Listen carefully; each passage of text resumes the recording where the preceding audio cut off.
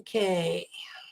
Alex wanted me to talk about my here and now 3D experience of having my memories restored.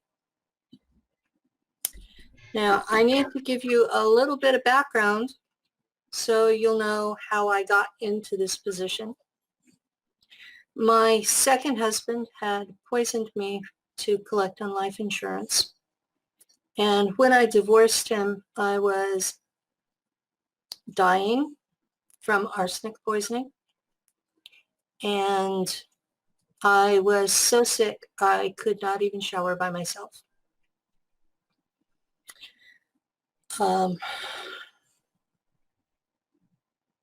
That was in 2001. And I was trying to work because I still had to be self-supporting, and I had a child in high school. And I was a part-time janitor at a limestone quarry. It was 1 or 2 days a week that I would work there and clean the outbuildings, you know, the lab and the scale house and, you know, the buildings where the men worked, to keep them clean enough for the computers to work. Well, I was really sick from the arsenic, and it was taking me longer and longer and longer and longer to do the work. And both California and the American government laws are, if you're working at a mine, the only person who can be there alone is the security guard. So as the janitor, I had to be babysat. So Lou, the man I live with, was the security guard.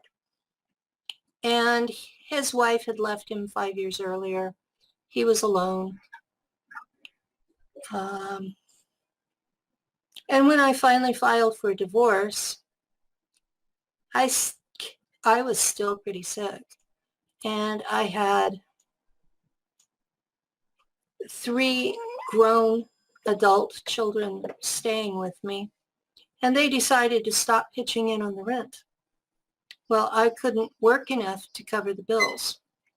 So I booted them all out and started selling my properties, you know, my possessions. And I was putting the money into a fund to send my high school age child to live with my mother in Tennessee. And I was going to live in my car. And Lou got wind of this. And he told me that that was a stupid idea, that I would be dead within a month, and that he was not going to stand for it. That the youngest and I could move in with him and he would take care of us. So I moved in with him and he did take care of me. But he and his wife had never filed for divorce. So when I got better, I was working again, and I got tired of being a mistress. That's the flat out truth. About 2011, I started looking for someone that I could marry who was going to be mine. I was looking for a man to marry who would be mine. And it wasn't that I didn't like Lou. It was, I was Christian and I was tired of living in sin. Right. And I wanted to get my act together. And I had lots of friends on Facebook. Most of them were single men. And I had a profile I was looking for, someone intelligent and witty and single. I mean, really single. And this guy showed up And he said he was retired from the NSA, that he had been a Russian translator, that he had officially been U.S. Air Force. And the being retired, not so much. The being a Russian translator, yes, he was. He's the character that the agent, the American agent in The Hunt for Red October was based on. So he brought in defectors from a Russian submarine and also a Russian pilot when he was stationed in Japan. In American terms, he was a hero of the Cold War because he had done all these things without killing anyone. That's a major big deal. Yeah. And so he was very charming and very educated, and he was a writer. I don't think he's ever published any books because he never quite finished anything. He played the drums. Mm-hmm. And I had known him about 2 years on Facebook, and he had gradually become friendlier over the time. He had been, I think the terminology is grooming me. Mm-hmm. Right. I thought he was courting me. There's a slight difference in those terms. Exactly. Yes, and he was a year older than I was, so my age and size didn't appear to be a big deal for him. So I was in the process of moving out, and I got hurt at work in 2008. And so this was a difficult, long process for me. Most of my belongings were going to go into storage, and I was going to be moving into a friend's bedroom that she had furnished, which meant none of my things were going to be there except my clothes. And I was depressed about it, had a lot of mixed feelings. And this man's name was Steve. I won't mention his last name. And he decided to send me $1,000 to help me move, and if there was enough money left over to come see him. And he was sharing his sister's house in York, Pennsylvania, which is a bedroom community for the NSA agents. Okay. And I ended up, the day before I was supposed to move, Lou told me that his cancer had come back and that he was dying, and that's why he had been such a dick. And I actually do love the guy, so I bought it. And I told him about Steve and told him that I was going to go.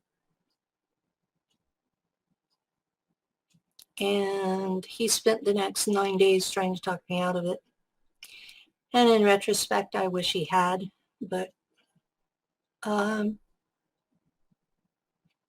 got on an airplane, flew from California to Baltimore, Maryland,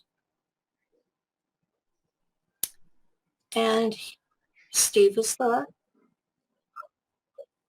and he was a lot smaller than he had presented himself on Facebook, which made me feel really, really self-conscious because I'm 5'7" and over 200 pounds and well over 200 pounds. And he was also 5'7" and he was about 180. So it's not that common for the woman to be that much larger than the man. And I really felt self-conscious. But we ended up spending 11 days together, and he actually married me, but not in a legal ceremony. And during the time of our supposed honeymoon, he kept taking me to all of these things concerning Wizard of Oz. And Okay. there is a place in Washington, D.C. that is the National Temple for the Mormon Church. And it greatly resembles the Emerald City in the Wizard of Oz movie. And every time we would pass by it in our travels, he would tell me about this big sign that they put up that said Free Dorothy. And he repeated it over and over and over and over and over and over and over during the 11 days we spent together. And then one day he says, it's time for you to go home to Lou. And he started to drive me to the airport and basically had what appeared to be a paralysis episode. So we had to pull over for several hours till it cleared, which made me miss the plane. I got a hotel room for the night. And I don't know what his plan was, but he still kept repeating this Free Dorothy stuff. And when I got home, I was ill, physically ill. I was nauseous. Well, this was after the plane flight. My feet were swollen to 3 times the normal size. My shoes had cut my feet where I was bleeding. I was nauseous and dizzy, and it was almost like some sort of drug withdrawal. And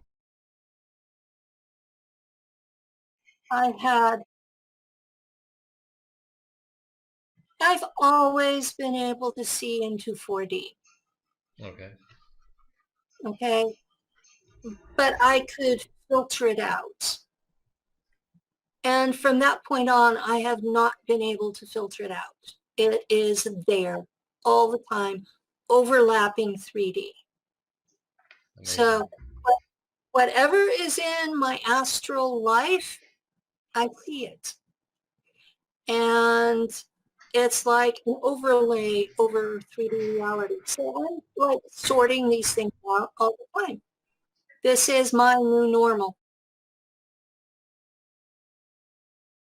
And there was a telepathic connection between Steve and I that is still there, even though he's been dead for 3 years. In fact, a couple of nights ago, he came to visit me, check on me, see how I was doing. And that's incredibly disturbing, especially when you know it's a dead person. Him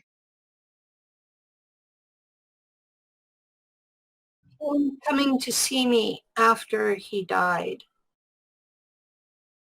was how I knew he had been murdered, because he showed me the mental image of the person who injected something into his IV that he died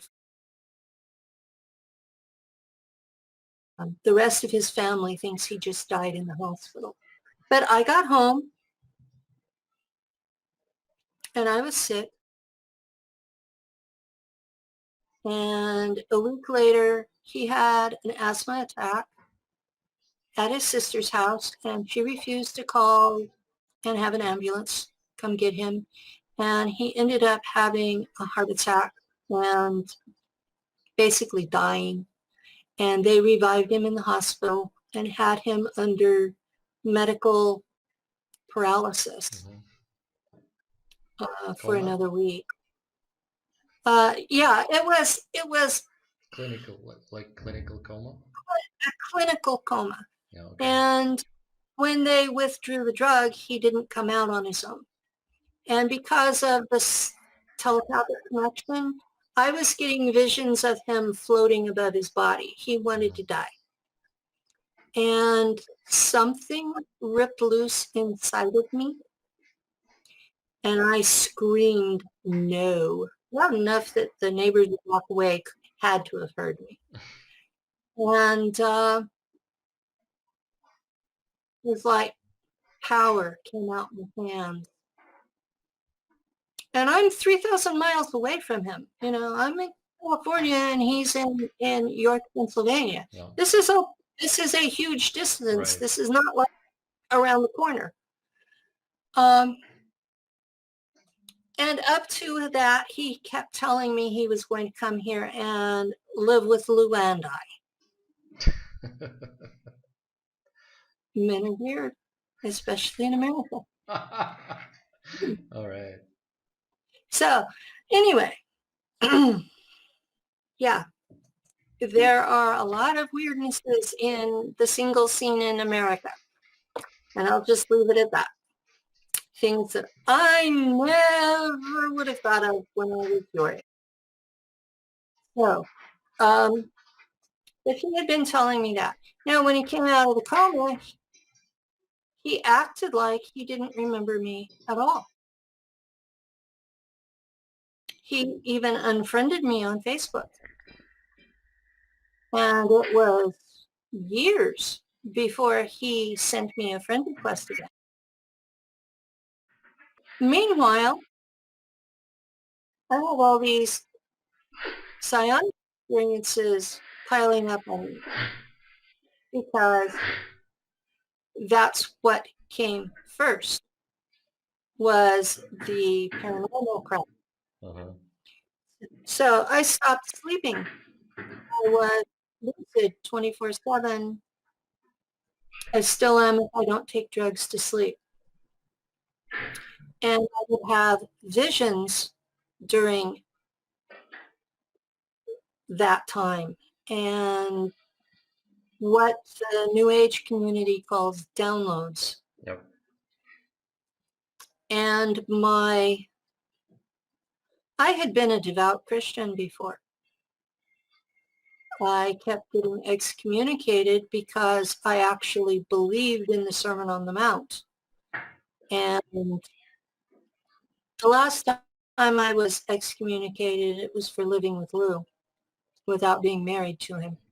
So that was part of my motive for wanting to leave. So,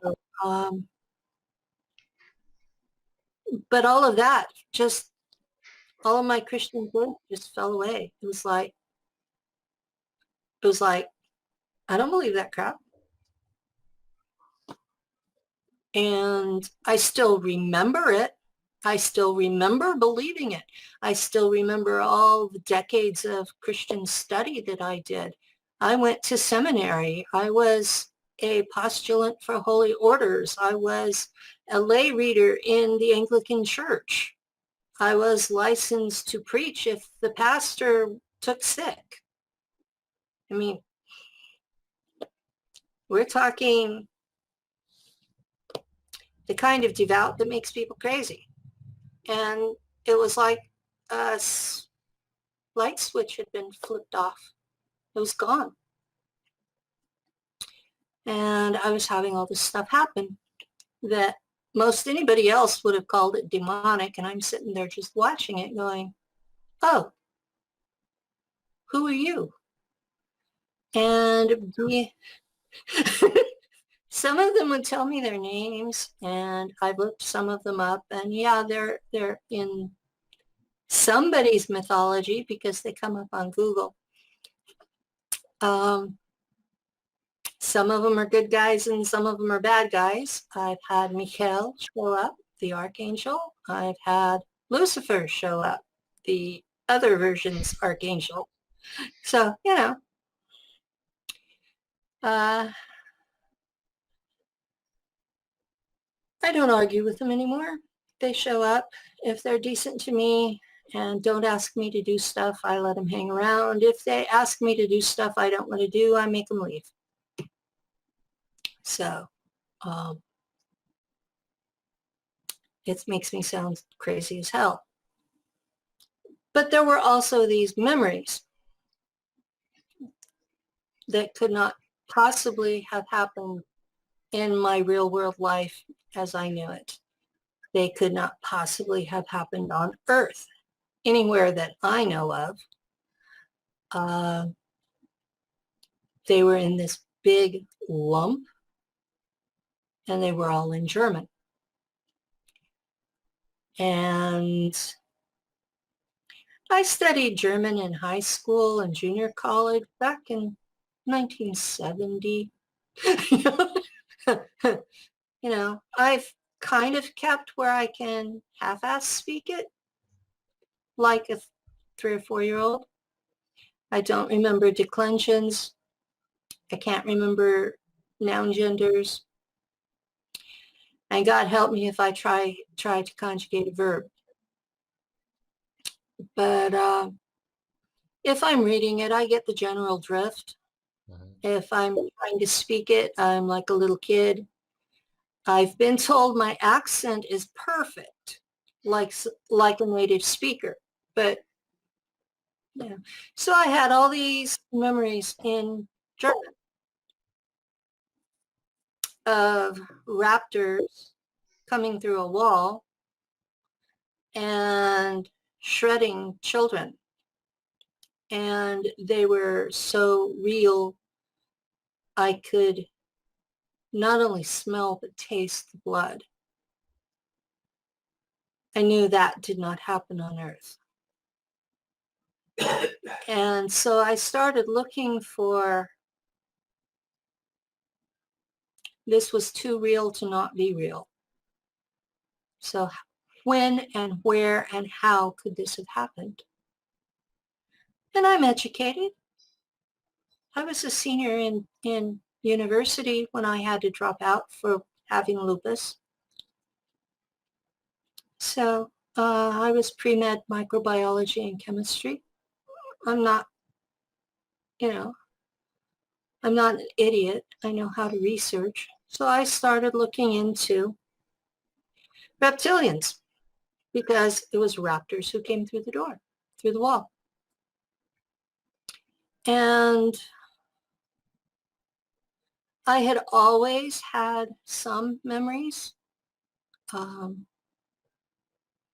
knew that in my past I had levitated.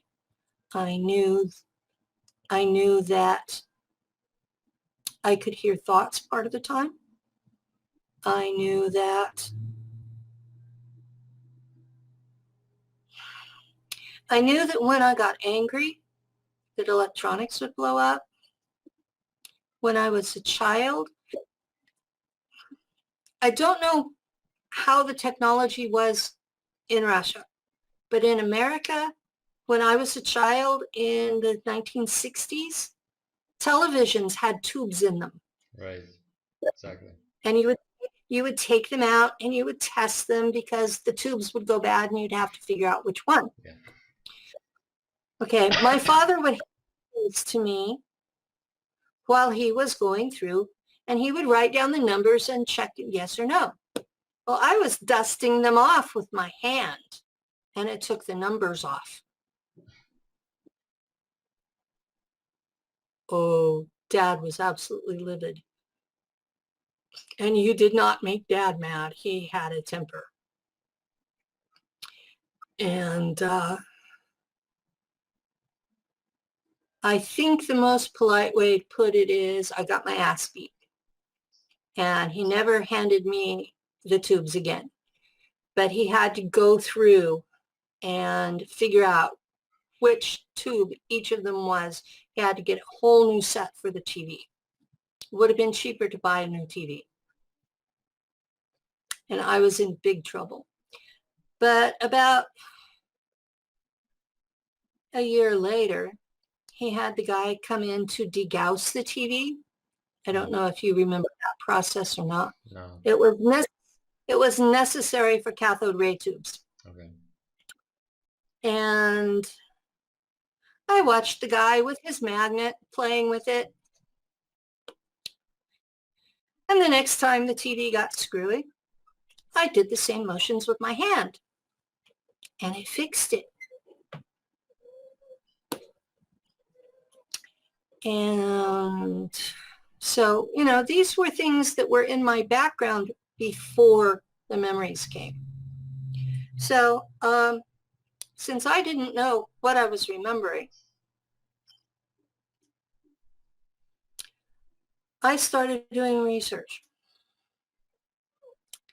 And these people are probably going to be absolutely mortified that I named them. But I read Richard Dolan's books. I read Joseph Farrell's books. Okay. I read the books that I can't even think of her name. The lady that was researching the cattle mutilations. I read her books. Is that Linda Moulton Howe? Yeah, okay. Linda Moulton Howe. Yes, I read her books. Yeah. And out of all of the authors that were out there, I dearly, dearly loved James Mars. Uh-huh. He wrote logically, down to earth, in common language. Mm-hmm. You didn't have to think about what was he saying. He was not confusing at all. He was very to the point and laid it down in logical terms. Okay, so with that background, I started listening to the whistleblowers on YouTube. And that Now, was that was which year? When I met Steve was in April of 2013. Uh-huh. And by 2014, I was starting to watch the videos. Okay. And Randy Kramer's experiences on Mars were the closest to what I remembered. Not exactly right, because I didn't remember being in the battles. Right. But the MDF. I was not in the same Mm-hmm. faction he was. Yep. So the memories were different, but the overall picture was the closest to his. Okay. So I thought, okay, you know, all right, this is what we're talking about. And then I read Michael Relf's website. Yep. And the two books he has on there. And I thought, okay, that pretty much narrows it down to Mars. Mm-hmm. And then I started looking for help to make sense of the blob of memories. And I ended up in a Facebook group where Fritz Springmeier declared that I was a demon. Not that I was possessed like he says all the other MELABs are, but that I actually was a demon. I'm like, oh, shit. I was suddenly being attacked all over Facebook by any person that listened to him about me. Well, I was in this chat room with, there were about 20 of us. And we were all in various stages of remembering. And we said, you know, there's no place out there for those of us who are remembering serving in space. You know, there are for the MELABs, there are for the Montauk people, there are for everybody else. But they treat us like we're different. Like we're not even human anymore. And so that was when we formed our SSP group. And within the first year, we had 2,000 members. And because we had so many admins go batshit, because we are very damaged people and occasionally do go off the deep end, we have this rule that it takes 2 admins to ban somebody. The first big lump of memories was all from one altar. That was the altar who went through, I guess she was the first one that was split off. Okay. Because she was the one that remembered, Langley and remembered Montauk and remembered going to Mars and then remembered being on a freighter. And she was out there, she was away from home for 55 years. So that was, they called her Penelope Valkyrien because the unit in the Mars Defense Force that she served with was called the Valkyrien, the Valkyries. We were all women fighter pilots. So I'm sorry, is this common for the programs to actually first create an altar and then train you and send you away in that altar, not as you, right? Is that a common thing? Okay. So it's not, they don't want yeah, the Earth version of you to to know, remember any of to it. know anything, right? Yeah. So when they So, get you back, so that when they get you back, they can switch you over to your Earth self and you have no idea, right? What you have happened? no idea, Right. and you know you can't expose something you don't remember. Right. And there are clues Mm-hmm. because you'll have a small child doing very adult things Mm-hmm. inappropriately.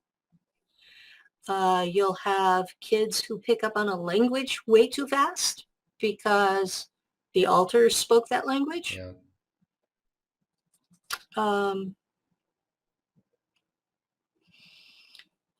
What did I do to my dad? I was 6 and he had a hunting rifle that he kept behind the door, a 30-06. And I sat down one day and took it apart and cleaned it and put it back together. And he said, "How did you know how to do that?" I go, "I don't know." So he was a bit leery of me for a while. What else did But you have? yeah, What else did you have? Anything else that you remember from that? I mean, as you look back, there must have been many things like that.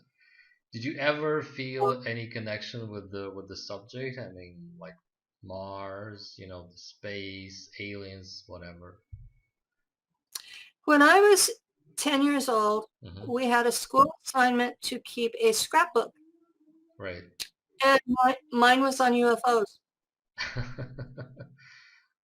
So you could pick which subject you want to do it, right? On, and you did on Mm-hmm, the one on UFOs. Okay. mm-hmm. Right. My mother was mortified. You got to understand, my father was a preacher for the Church of Christ, Mm-hmm. the version that doesn't have instrumental music. They are a cult, a religious cult. And my mother did whatever my dad said. And they had they had me. Mm-hmm. And my father died in 1980. And my mother is to this day mortified by everything I do. So, Sure. yeah, she has at least 3 altars, Right. and one of them has programming to be my handler. And so I just basically avoid her. It's easier on both of us. So, do you know now, or do you have any idea right now about what was going on around your family as you grew up? Because you must have had something happen that would give you a clue that someone was taken or someone was, manipulated or something. They thought I slept. They thought I walked in my sleep. Hmm. And I had trouble sleeping at night. I still do. My subconscious thinks it's not safe. Um, my brothers both had similar behaviors. Oh, gee. Um, you know, a lot of the stuff that we did, the behaviors we expressed, were on a par with what severely abused children act like. And Dad did abuse us. We were not raped at home, but we were severely beaten on an ongoing and regular basis. He believed in spare the rod and spoil the child. And he had no patience with us. And once he started swinging, he couldn't stop until Mom stopped him. And she didn't unless she thought he was going to kill us. So there would be, there would be lots of missing time from school because we had been beaten so badly we couldn't walk. He Hmm. smoked inside the house, so we all had asthma really bad and caught everything. So you have these sickly, abused children already just based on the here and now. And you add in the stuff from being MK and MELAB. And it makes this big lump that I don't know why the schools didn't report us to Child Protective Services. Or that may have been why we moved so much. I ended up going to 36 different schools before I graduated high Yeah. school. And the normal is 3. Wow. Elementary school, junior high, high school. That's the normal. And I went to 36. So I sat down one day and counted them up. It was 36 different schools. And that's not normal. And people should have noticed and didn't. And I think part of the problem was Dad was avoiding Child Protective Services, but Dad also hated the military. Hmm. And I suspect because we would move and then 2 weeks later move again. Oh, okay. As a child, I'm looking back on this and thinking he was trying to get away from someone. So he had to know there was someone abducting us and not an ET, someone human, because I remember being taken by humans. I don't remember being abducted by aliens. I do remember there were times they would wear costumes to look like reptilians. But when you stop being scared, you can see the zippers.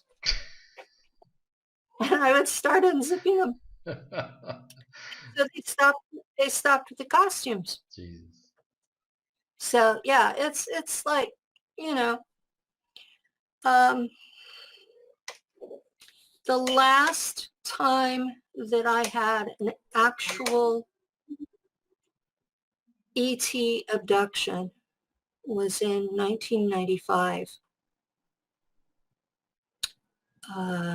There were bright lights outside, and then I woke up on the spaceship. I was inside basically a plexiglass tube, and the clear plastic hard ones, and I was strapped to a board of some kind inside of it, and then stood up. And I was naked. That's always embarrassing. And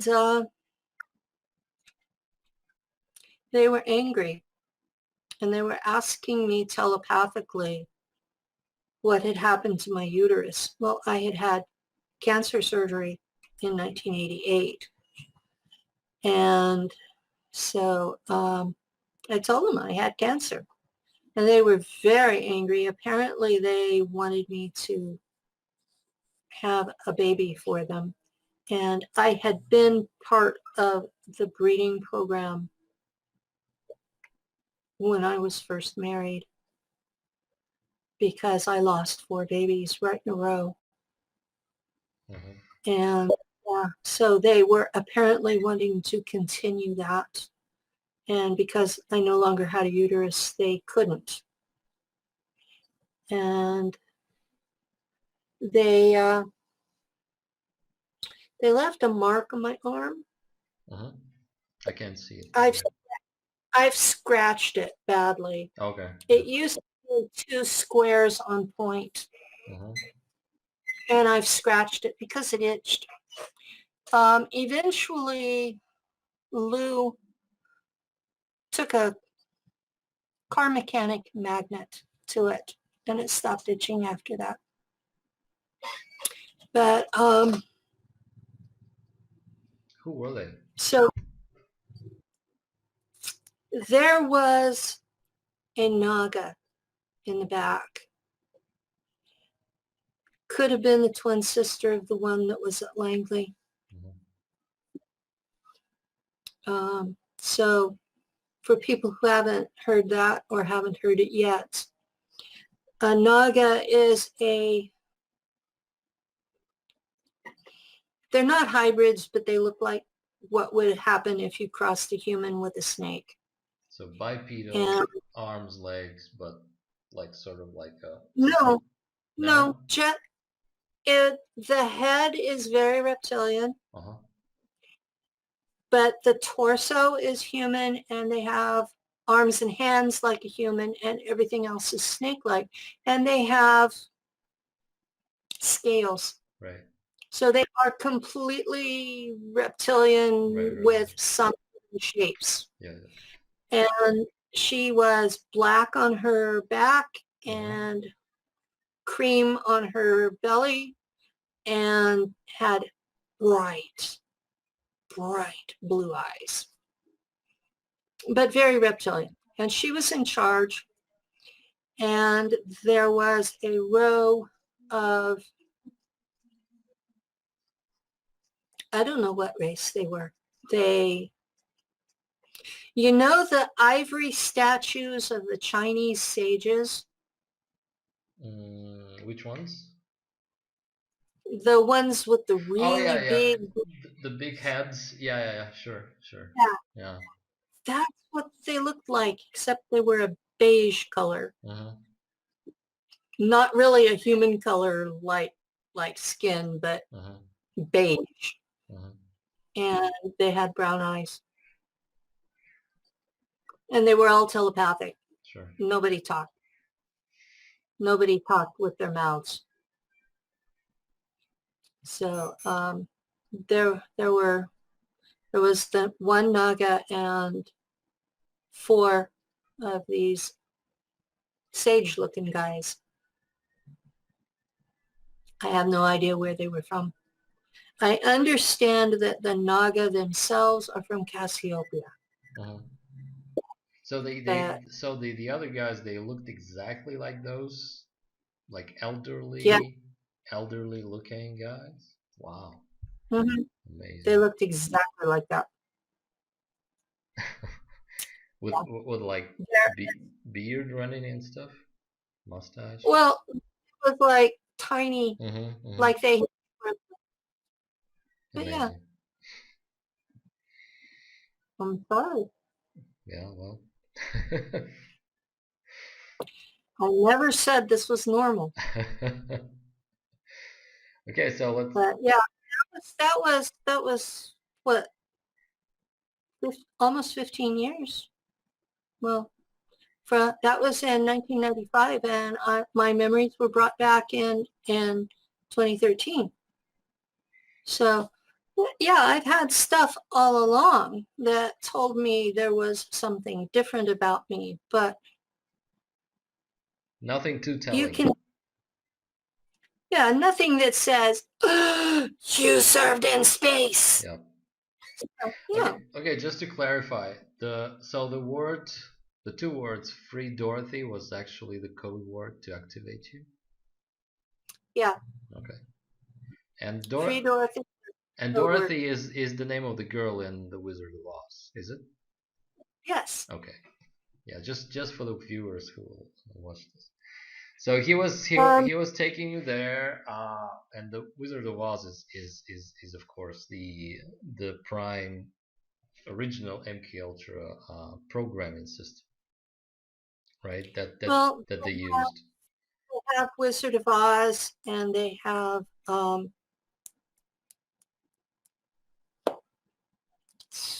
Alice in Wonderland. Alice in Wonderland. Yes, sure. Yes, they have Wizard of Oz and Alice in Wonderland, Uh-huh. and I understand that they have a couple more now.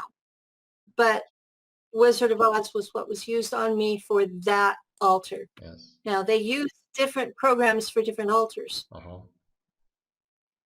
because Do altars are do set up in a hierarchy. do you remember like watching Wizard of Oz when you were a child and having some kind of weird sense of something or nothing of that sort? Yes, You it did? was. It was. It felt like it was real instead of like it was a fantasy. Oh, okay. Um, but I've had that with other movies since. Things that should have been purely fiction felt real. Mm-hmm. And some of them have turned out to be from programming, Mm-hmm. and others have turned out to be from my family history. Yeah. Um, Okay. Past lives and stuff. Robin Hood Robin Hood. Yeah. is Robin Hood. The real Robin Hood was Aubrey de Vere, Mm-hmm. and he's in my family tree. The There was a real King Arthur, Mm-hmm. and his father was the real first Pendragon of Wales, and they are in my family tree. And so some of the stories that felt real, even though they were supposed to be fiction, it's turned out that the real people are in my family tree. So that's like a genetic memory, which science is showing genetic memory is real. Sure. So the main question then is why did was Steve sent to do this? Was he conscious of it? He obviously knew what he was doing, right? So He obviously knew right, what he was doing, and he never told me what his purpose for it sure, was. sure. But do you think they kind of was that like a counteraction or counter programming on their part to activate your memory so you could be set out there to were they like at odds with the CIA or how what was your take Oh, on yeah. that? My take on it is that the NSA and the CIA are in a agent agency war Yeah, okay. for funding For funding. and for funding. Okay. And they've been in an agency war for funding since 9/11 happened, and both agencies were blamed for dropping the ball. So that's what you can gather from why they would do it to you. That's the only that I cannot see any other rational motive. Okay. There's no other rational motive to have activated me. It makes no sense at all why a spy agency would expose a secret asset of another spy agency unless it was part of their interagency war. Okay. And that's the biggest question I have about this whole thing is why the hell did they decide to activate me? Because I'm the only one that I know of that was deliberately activated. Everybody else, it's been they had an MRI, Right. or they got a bump on the head, or they just started talking because they'd remembered it all along. I'm the only one that I know of that was deliberately activated. And it's like, why? Why? Why fuck with my life? If they had left me alone, I would never have gone to this. I wasn't even planning to be public with it until I started being shot at with energy weapons. They started with 3 directed energy weapons and followed up with lasers after that. And then they put, this one board that's between the 2 doors, that has metal on the back side of it because there's a device in that wall aimed at this chair. Yeah. We thought the smartest thing to do was block the device because if we take it out, they'll just put in a new one.